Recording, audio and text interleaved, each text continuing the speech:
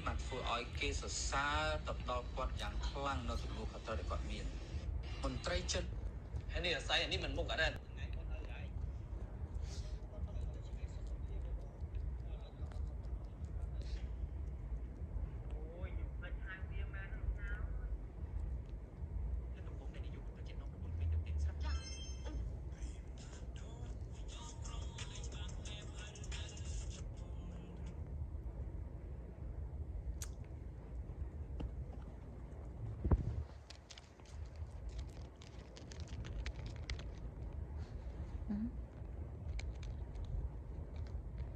Con này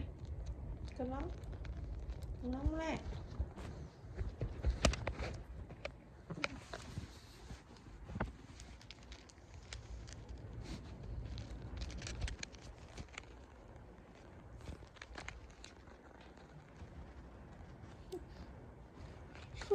phải chắc đang tập thăm tay lại con